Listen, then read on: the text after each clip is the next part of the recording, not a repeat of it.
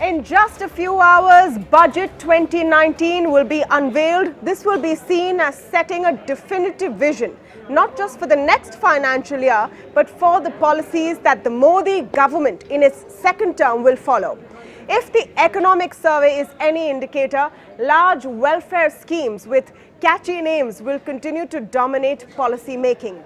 But the finance minister also faces challenges this time round. Challenges of a slowing economy, not much room to spend if we are to stick to fiscal deficit targets, and a financial sector in need of a serious boost. Not to mention challenges like agrarian distress and high unemployment. So what should be the agenda for the finance minister? We have a cracker of a panel today putting their thoughts together for you. Joining me now are Saugata Bhattacharya, Chief Economist at Axis Bank, V. Anantha Nageshwaran, Dean IFMR Graduate School of Business, Ajay Bagga, Market Expert, and our very own Maithili Bhusnumat, Consulting Editor at ET Now. Welcome to all of you from our new offices here at the budget headquarters of ET Now. Saugata, let me begin by asking your thoughts about the economic survey and what tone you think it sets for what we could see tomorrow. So, complex document. Two or three things that strike you immediately from the survey. One, the 7% growth forecast for FY20. I guess that's a realistic sign of a recognition that the export engine probably is not going to function. Yeah. The rains are probably not going to be as good as we had initially thought. So agricultural growth will be low. But I was a little surprised because, we still expect further rate cuts in monetary policy. Probably the fisc will be designed to provide some degree of stimulus. So even after all of this, even after excluding the NBFC credit segment, bank credit is probably likely to increase. We are still at a 7.7% growth, just a little bit higher than the 6.8 odd percent that we had seen last year. The second aspect that we see, the emphasis on private investment, that seems to suggest, together with the 7.7% growth, that the budget tomorrow is likely to be fiscally prudent. So they are not going to go much beyond. They might a little bit from the earlier 3.4% of GDP. What's the range you're looking at in your Probably, view? I think investors will be comforted by it shouldn't be more than 3.7 under any circumstances. Markets are factoring in about a 3.6. Okay. Maithili, in fact, had an opportunity to speak with the chief economic advisor, and she interviewed him after the economic survey. Maithili, welcome to the show, where we're going to hope to set the agenda for the finance minister tomorrow. But first, start with what your key takeaways were from that conversation and what sort of clues it held to what we could see tomorrow. Well, let me start with the economic survey and then go on to the conversation that we had with the CEA. So very generally, if I could put it in just one sentence, I would describe the economic survey as long on vision but short on details. So while it talks about, in fact, the key agenda that it puts before the FM for tomorrow is to stimulate private investment, make private investment one of the key drivers of growth. The question is, how does one do it? Because this is a government which has been trying to do, spur private investment for the past 5 years and hasn't really succeeded. So the economic survey unfortunately does not provide concrete steps of how does one go about it. It talks about the high cost of capital, but can the government do anything about the cost of capital? That is largely in the domain of the Reserve Bank of India. The only way the government can do something about it is to keep fiscal deficit under control, and that the government has been doing by and large. In fact, they've been fairly fiscally prudent. So unfortunately, I think the economic survey does not really provide any concrete steps.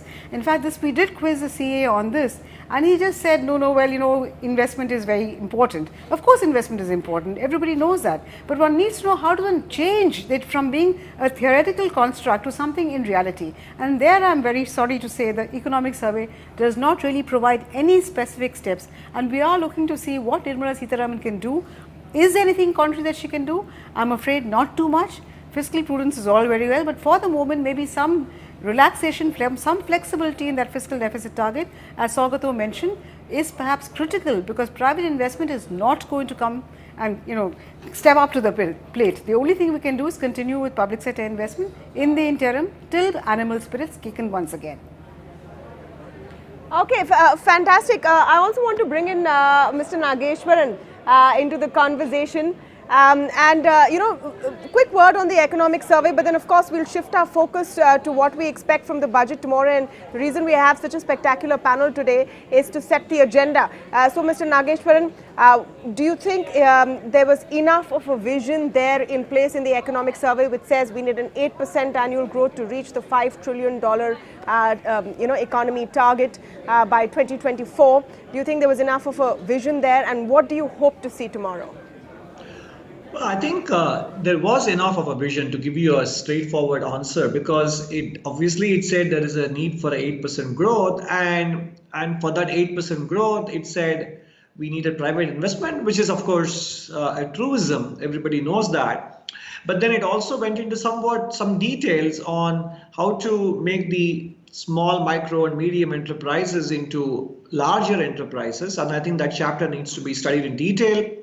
There was the emphasis on putting emphasis on humans versus machines, and also there was some emphasis on behavioral economics and about the productivity improvement that could come through unclogging the judiciary, etc. So there were matters of detail as well, not necessarily confined to economics and financial markets and banking, etc. So ultimately what we need to ask ourselves is how much have economic surveys in the past, not just with respect to this government, but even with respect to UPA or even prior governments, how much of economic surveys have been incorporated into budgets? Because these are documents which do not necessarily have a political economy component in general. That is why it will be interesting to see the nudge tactics that the economic survey highlights, which haven't yet gotten down to. So I think it promises to be an interesting document, not very flashy, but more hands-on with respect to what needs to be done for the next 5 to 6 years to get to the 5 trillion mark. I get your point, Mr. Nageshwaran, and well taken. The economic survey is more like a vision document, need not reflect in the budget. Then let me get straight down to it. What do you think should be the agenda for the Finance Minister? We've asked you to set the agenda here. What should be the agenda? In my view, there should be some clarity on the recapitalization of the government banks, but there should be very clear performance or efficiency criteria for recapitalization. There should be some clarity on the resolution of the non-banking financial corporations to facilitate the flow of credit, and also matters pertaining to their governance. So effectively, I need to see a roadmap both for the banking sector, not just with respect to recapitalization, but also for NBFCs. And then the second thing would be asset sale. We all know that disinvestments can be a case of left pocket to the right pocket, but we need to see a more creative and bold asset sale program to augment government revenues. The fiscal deficit slippage, as my colleague pointed out on this panel, there could be a slippage, but that's okay with me. Heavens won't fall, but it has to be tied to something that is very credibly asset enhancing or capacity enhancing of the economy, and not just for general purpose recurring expenditure. That's a very important point, and I'm going to get a comment from Shogata on that. But before that, let me get Mr. Bagga in on the conversation. We are asking you to set the agenda for the Finance Minister tomorrow. And of course, we saw some interesting ideas, blue sky ideas thrown up in the economic survey. Do you think that will also dominate sort of the policy roadmap that we could see? There are very disjointed two pieces of documents. Yeah. So economic survey is aspirational. Yeah. And if the bureaucracy, the technocrats had their way and it was a utopian world, this is how they would progress. So every year you have something. You know, in his first year, Arvind Subramaniam brought in a minimum basic income. We have not seen that. So at that time we started thinking, will that come in and stuff. So totally divorce this document from what will happen tomorrow. I'll tell you why I'm joining them in, because I don't know, it's my sense that things like Badlav and Sundar, which is Badlav is an expansion of the Beti Bachao Beti Padhao scheme, and Sundar is when you're getting Swachh Bharat and Ayushman together. You're going to see some of those things perhaps happening. Definitely, yeah. Definitely. So tomorrow will be more of a balancing act. You have a lot of needs, you have an economy which is at stall mode, and especially the mid-tier economy. The larger companies are still having working capital. They are able to weather this. The MSMEs are suffering. Yeah. Your agriculture is suffering. Middle class hasn't seen a wage increase at a economy-wide level. So your savings are reducing. Interest rates are still very high. So in that scenario, you can either do a monetary stimulus, you do a fiscal stimulus, you have to pump prime the economy. Yeah. And there are 4 pillars, Tamanna, to the economy. Your exports are suffering. Private capex, as Maithili said, that was music to my ears, it's not coming. It peaked in 2011-12. You are at output gaps of, utilization rates of 76, 77%. No one is going to put new factories when 1/4 the capacity is not being used economy-wide. Third is private consumption, which is really the engine which drives India. 66% of our GDP is private consumption. That is in stall mode. Nobody understands fully why, but your real estate is stalling, your autos are stalling, cement, steel dispatches. So all your high frequency indicators are showing that there is a slowdown, and that's continued in June. Now there you need to do something consumption wise. And fourth big thing is government capex. Government capex is too small.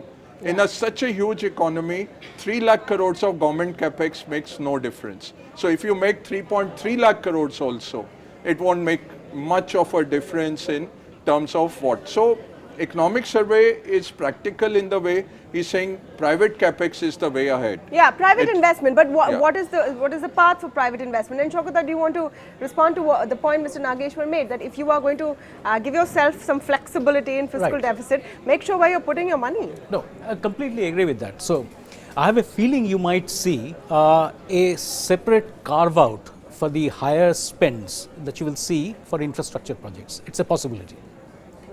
Remember, so I mean, you will see tax exemptions. As Ajay said, you need tax exemptions for stimulating household consumption. So that's something. A lot of it has been said in the interim budget. So we'll Yes. So I mean, those continuation. exactly the same things. Maybe the coverage will be expanded a little bit. So you will probably see some tax exemptions for, particularly for MSMEs, maybe some even for other corporates. Not too much. We can't afford to do that, but you'll need something for corporates. You will probably see also some incentives. There might be an industrial policy that comes in together with the budget. It's in the works. You will see some incentives for that. Problem with all of this, we are expanding the list of exemptions of taxes, so your revenues are coming down. Yeah. So you will need to find more non-tax revenues to be able to fill that gap and still keep it to the deficit to 3.6%. This is where Mr. Nageshwaran's points come in. You will need to be able to devise innovative ways in which you can monetize existing government assets. This is a huge pool of potential assets. They have already started doing this. NHAI with their in-bits of the toll road projects, monetize land, monetize telecom towers, other spectrum, whatever. I mean, so you will be able to do that. You will probably have to speed up the disinvestment process. Unfortunately, I mean, if you disinvest, privatize the small companies, you're not likely to get anything very much from there, because I mean, those companies are not worth very much. So that's a problem. But at least the signal that goes out, Yeah. that you are trying to, signaling is very important at this key juncture.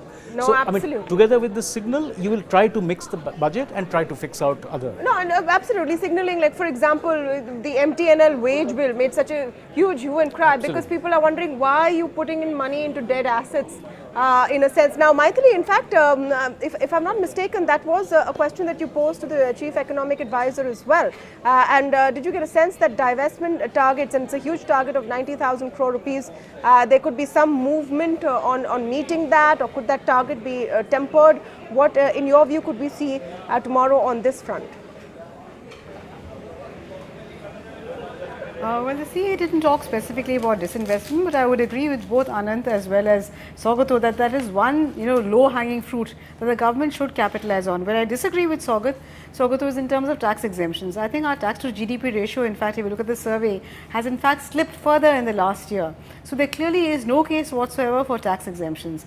The case really is for rationalizing expenditure, reorienting expenditure towards investment, and at the same time looking at non-tax revenues. Monetizing assets, which I think the NHAI has done very well, through the toll, operate and transfer route, and also through disinvestment, not only from the purpose of revenue realization, but also from the point of view of better use of capital, because whether it is private or public, at the end of the day this is scarce. We are a capital scarce country, so we need to use our capital efficiently. So I think privatization is necessary for two reasons, not just for revenue but also to improve the way in which we use capital. Along with that, I think recapitalization of banks is very, very critical, because once we do that, we will see public sector banks again take up lending activity, and the huge dependence that we had towards NBFCs, that will shift. We will see their dependence on NBFCs shrink, as they rightly should, because NBFCs are over leveraged. There is no case whatsoever to come to their rescue.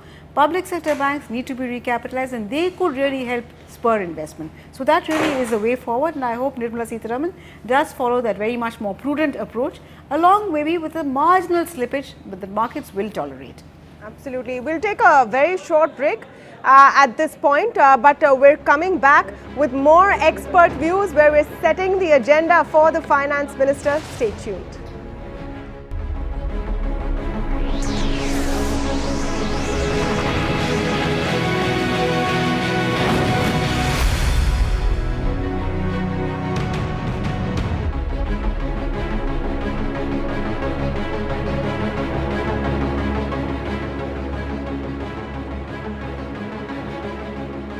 Welcome back. We are trying to set the agenda here for the Finance Minister with some top minds from every sector and field. We've been speaking here to all our guests for the last many minutes, and I want to introduce now to our panel Mr. S.K. Manjal, Joint MD of Hero Motorcorp.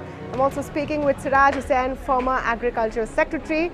Welcome to all of you. We've been chatting over here about what the agenda for the Finance Minister should be. Mr. Munjal, welcome to the show. You also, in a sense, represent an industry which is going through tough times and is mirroring a lot of pain in the economy. What are you hoping to see tomorrow? You have my designation wrong. So first, you have my designation wrong. I'm no longer Joint MD of Hero Motorcorp. Okay, I'm not involved in the two-wheeler business right now. Okay. That's history right now. Okay. So what am I hoping to see from the budget tomorrow? I hope the budget is a statement of intent of the government for the next 5 to 10 years, a clear plan of where the country should be going. And I would hope to see a big focus on growth and the multiple facets of how growth can actually be brought back and sustained over a period of time in the nation, which would include ease of capital formation, which would include lowering of tax rates to be more competitive with the rest of the world, which would also include the cost of capital coming down to a more competitive rate, because in real terms we are about the highest rate of funding and financing in the world right now. And I would hope to see a continued focus in building the rural economy, infrastructure, and the social sector of health and education. Okay, Mr. Munjal, according to you, and the economic survey today has spoken about the focus that should be on private investment. In your view, and if you can go into it in a little more detail, what can Nirmala Sitharaman do to kickstart those euphemism of animal spirits and really get the private sector to start spending and investing?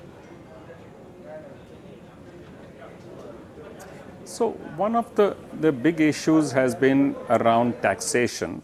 The entire world right now is becoming more and more competitive in terms of corporate taxation, and they're talking now of reducing from 18% down to 15%, some are even talking of 12%. We have been talking about coming down to 25% for a long time, but we have not managed to do that. The request now to the government and to the finance minister is we should now be considering an 18% benchmark as a norm for us, and we don't mind if the exemptions are taken away, by the way, because it just causes confusion. At this moment, if you make it 25% without exemptions, you will be taking the tax up and not down, because the current tax rate, which actually people end up paying, is below 25%. But we need to head down to a lower rate, and at the same time, we need to figure out how do you bring in a more fiscal space for the government to spend itself. And I hope she would use tools like faster privatization, using land banks of government institutions like railways, defense, public sector companies, because all of this will allow private sector investment to come in and supplement what's going on. At this moment, from what I see, the current, both the fiscal position of the government finances and how last year we retained the fiscal deficit in where we had by taking some monies away from public sector as well, that you may end up crowding out the private sector if government itself increases its borrowing from what it has been doing. So to summarize, I think taxation needs to be lowered. I think the labor reform is long overdue. I hope we can see more flexibility in how people are hired and how they are appointed. I hope to see a GST which has one broad rate with two minor rates for discounted goods as also for the penal rate. But 90% of items should be on one common GST rate. Well, of course, the GST Council is on its own track, and if we focus on what we hope to see tomorrow, let me bring in Mr. Siraj Hussain here. We have spoken about the broader economy on keeping to the fiscal deficit target versus growth, kickstarting private investment, but let's not forget here the rural economy and the push that will be required there. We've already seen, Mr. Hussain, an expansion on the PM Kisan scheme soon after this government came to power. Do you expect to see more in this direction, and what would be on your wish list if you were to set the agenda, especially for the rural economy? There are a number of points which one would like to include in the wish list for the agriculture and rural sector. However, I would like to highlight three important points. The first point is the promise the BJP made in its manifesto to invest 25 lakh crores in agriculture and rural infrastructure. We have not heard anything about that in the President's address to Parliament, nor have we heard anything about that in other speeches made in Parliament. So, I would like the Finance Minister to at least present a roadmap of how is she going to raise the resources to find this 25 lakh crores and what is she going to spend it on. So, these things have to be documented in detail. At least I am hoping that she will provide some broad contours of this policy evolving and implemented over the next 5 years. That is point number one. Point number two is that the government demonetized the currency, took such a momentous decision which caused enormous hardship to rural areas, especially in the agriculture sector, but other concomitant steps for formalization of rural economy have not been taken. For example, today nobody knows what is the stock of pulses or oil seeds or any other agricultural commodity with the private sector, because the banks are lending against the stocks in godowns which are absolutely dilapidated, absolutely unscientific and not worthy of storage. For some reason, the Warehousing Development Regulatory Authority, which has been in existence for about 10 years now, has not been able to fulfill its mandate. In fact, it is without a chairman since January 2018.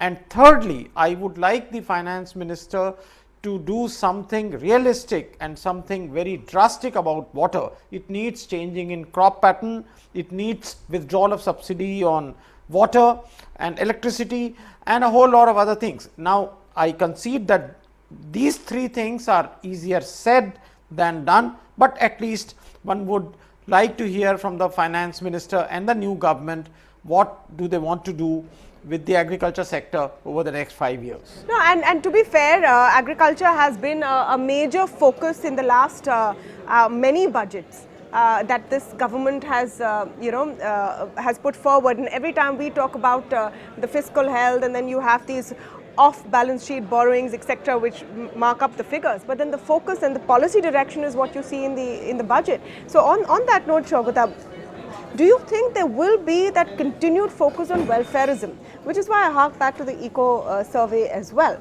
Welfareism is going to be at the front and center of the messaging behind this budget, isn't it? Well, I mean, it'll definitely be part of the budget.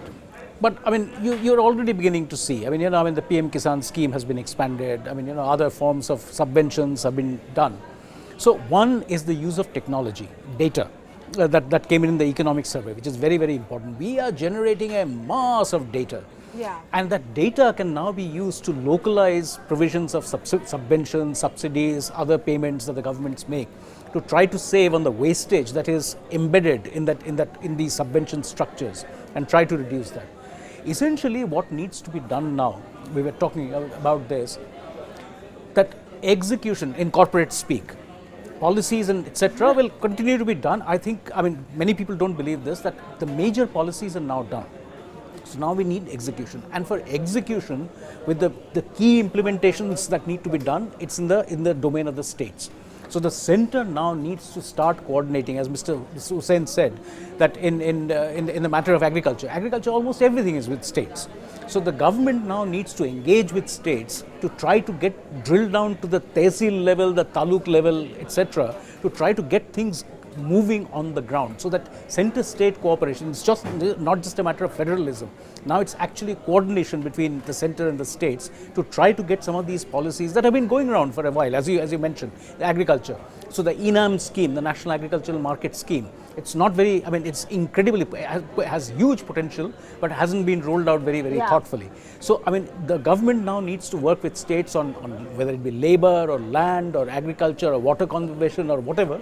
That's the first step that the government needs to take. Mr. Munjal, let me come to you on the big picture as well, that we've been talking about, and you laid down the steps that you hope to see to kickstart private investment. But right now, the government itself, and the figures are showing, facing these revenue crunches. The fiscal deficit sword is always hanging on the head, and the financial sector is in a mess. Do you think the priority should be on the financial sector for now, and to kickstart that credit offtake which has slowed down?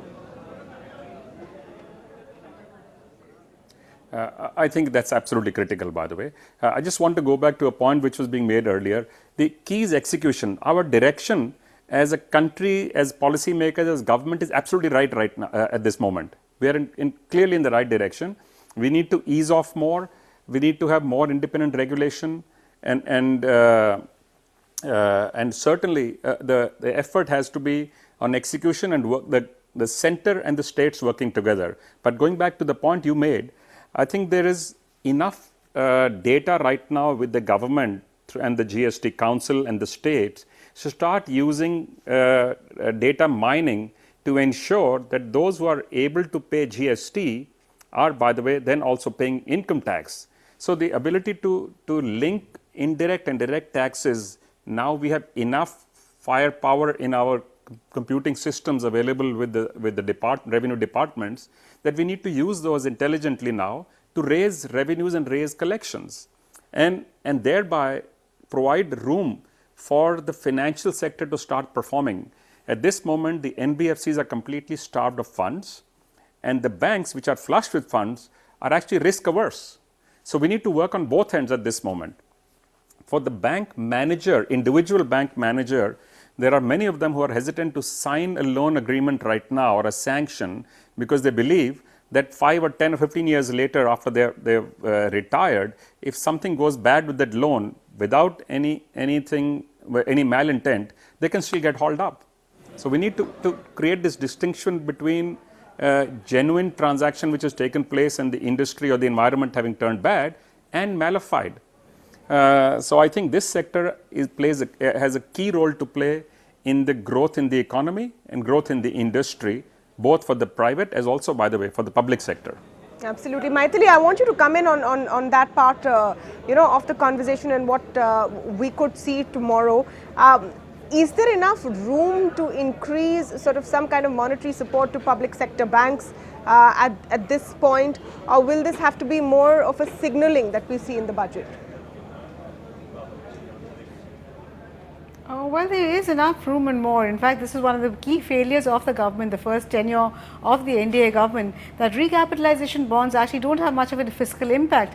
All that you end up doing is paying for the interest on these recapitalization bonds. Sure, they increase your debt to GDP ratio, but if in the process your economy grows faster, then the debt will not be a huge burden. So, in fact, recapitalization bonds are the way to go. They have been tried in the past, but somehow NDA 1 shied away from this. I do hope Nirmala Sitharaman takes courage in her hands and goes in for large-scale recapitalization of public sector bonds, along of course with governance reforms of the same public sector banks. Political interference in these banks has come down, but has not disappeared entirely. The boards of these banks are still packed with political appointees. That must change. So long as you have governance reform, recapitalization of banks, and at the same time stop the witch hunting of public sector banks, you will see banks resume lending, and then you will see animal spirits kick in. So the agenda for her is seemingly simple. All she has to do is just kind of follow through on that. Because to be very honest, Tamanna, put it down to my being a cynical journalist, I'm a little tired of these smart one-liners and slick acronyms. I think it's time we got down to doing things, to brass tacks. And this is the time right now, because we just have another 7 months for the next budget, not too much time to lose. Yeah. She needs to start acting now. Absolutely, and I don't know if you can see from here, but a lot of people are nodding in agreement with you at this point, Maithili. Mr. Munjal, you want to come in on that point? I want to add to what Maithili just said. Yes. So I want to add to what Maithili just said, that we do need to create long-term availability of funding as well. Bonds is actually the way to go for us as a nation. We need to look at 25 years bonds, 30 years bond, maybe even 50 years bond for our large infrastructure projects. We are using short-term funds and deploying them for the long term, with the result of what we saw happen to many, many infrastructure projects over the last 20 years. And I think it's about time now that we start creating longer-term funding avenues for longer-term funding needs, as also deepening the debt market at the same time. Because both of these things are something we have talked about in India for the last 30 years. And we have a unique opportunity right now. With the world having slowed down, we have to depend more and more on ourselves. We need to figure out a way to raise savings and deploy our savings into India itself.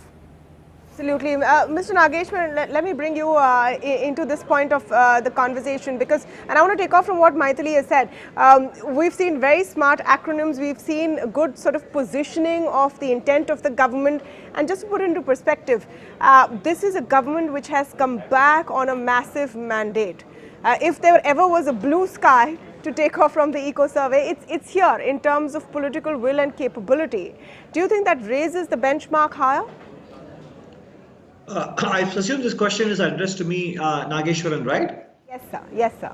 Yeah, I think you're absolutely right. I mean, the economic survey doesn't take into consideration the political constraints or the opportunities. And I would perfectly agree with you that when you are back with a bigger mandate, and this is the first year, and when people are screaming for action, you can afford to be bold. I mean, after all, the demonetization was an unpopular move, but it was done for whatever objective it was taken. The decision was taken to do it. Similarly, I mean, for example, there was a mention about bank managers being unwilling to lend, and there are recommendations for that from Dr. Y.V. Reddy, even from a speech he made back in 2002. So there are many things which the government can move, which only a vocal but a very small segment of the country's population would object to, but the rest of them would see the benefits, and the sentiment would turn around that it would swamp the objections of vested interests. So I think all that we need to, as they say, all that one needs to shed is one's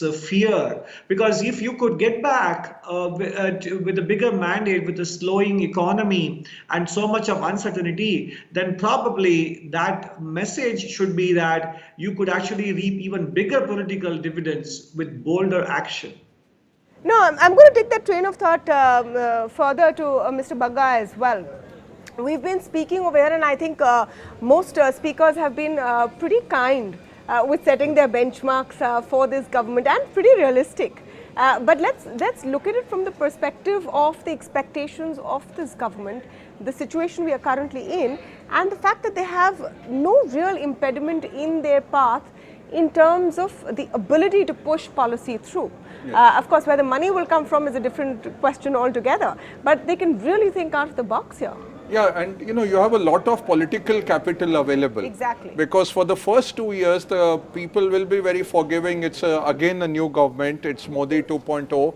It's not, that there's a lot of baggage that you are carrying. So you can expend a lot of political capital to take some bitter pills in terms of labor and land reforms, move ahead fast with it, so that you unleash those animal spirits. The second big thing is the actual execution. What Dada here was also saying, you have a big bureaucracy, it won't change overnight. So to change that, you have to have blunt instruments like a pump priming, like a fiscal monetary stimulus, and also what 1991 kind of a one stroke removing of a lot of the inspection bureaucracies or the inspection Raj. I think those political capital expenditure has to be done. I don't know whether it will happen tomorrow. I think it will happen subsequently. They've not had too much time. My own reading is over the next few months, you will start seeing some of these rollout. Budget might just give a roadmap to it. Exactly. The point I was coming to, and Shobhit, please tell me about this as well, because in this government we've seen they have kept the process of policy making and reform constant. So the budget then has become more of a statement, a vision statement over the last few years, and they would want to set that pace for the entire term, isn't it? Yes, it is. I mean, the budget is, of course, it's just a mere accounting statement of the revenues and expenditures, but it's actually far more than that. Sets the vision, as you said, uses that vision to leverage funds not just from the budget, from other segments, lays out a vision, a roadmap for some of the reforms in the near term, medium term, long term, etc. Again, coming back with the political capital that they have, things, very small things, a few months back, there was a cabinet decision to change the definition of MSMEs. Everybody, all of us are talking about bank credit, right? MSME bank credit to MSMEs is very, very important. For banks, the earlier definition of MSME was based on the equipment, the gross block as it's called.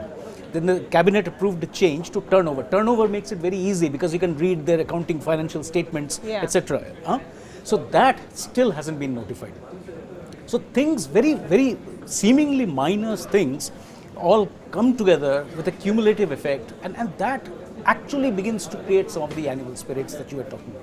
Yeah, that's a really interesting point over here. Mr. Munjal, let me come to you on this point about political capital and what this government can do with it, and keep in mind that the big welfare schemes are here to stay and will be expanded on. There's already been signaling that water conservation will be a huge push, and we may see some serious messaging, if not decent allocation on that front as well. Do you think that's a welcome direction? Oh, absolutely, by the way. The welfare actually is of the people who are currently underserved, badly underserved in India. We have 250 million people or 200 million people who are not even getting 2 square meals a day. So these programs and schemes are not just feel good, they are absolutely essential for us as a nation to do, and to address the single biggest challenge that we have as a nation.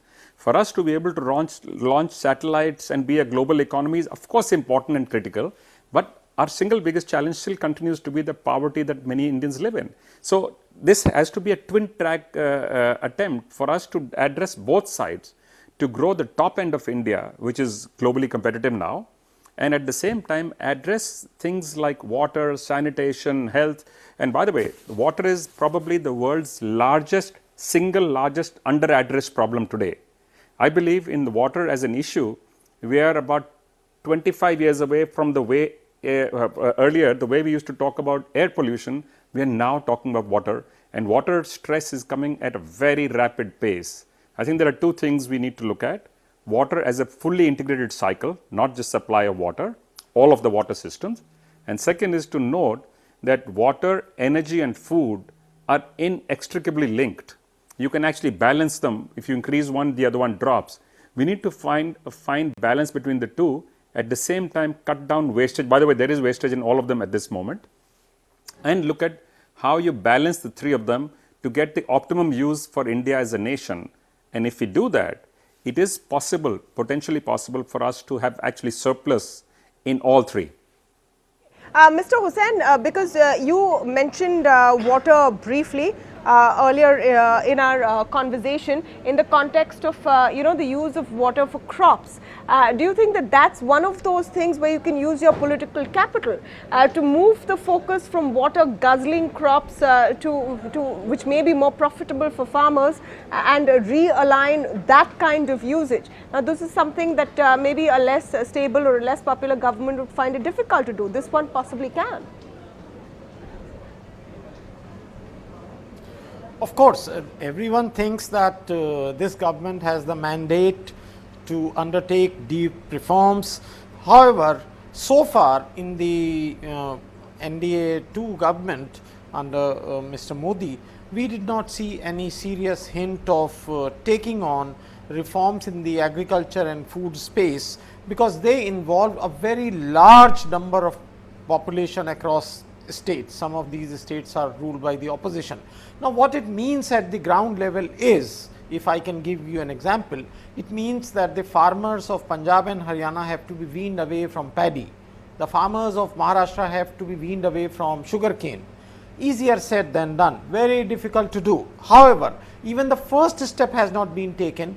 ICRIER, the organization in which I now work, has produced a report with NABARD in which we have documented the water productivity of crops, and it is very clear that several crops grown in different regions of India are absolutely not suitable for those regions.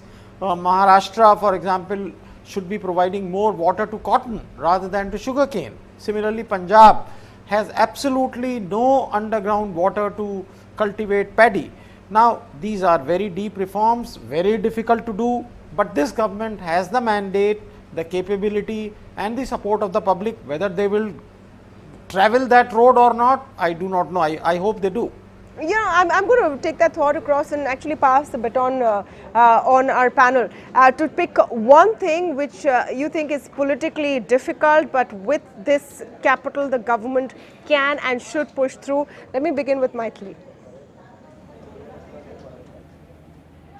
Well, free market reforms in agriculture, the big bang movement in agriculture like we had for industry in 1991, it is difficult because agriculture is a state subject, but if we adopt the model of the GST Council and have an interstate council, it is possible and it must be done. Difficult, but it must be done. Mr. Munjal? Maithili took the words out of my mouth. That agriculture is more restrictive today than industry was at its worst time, by the way. The APMC Act which was designed for farmers actually hurts them.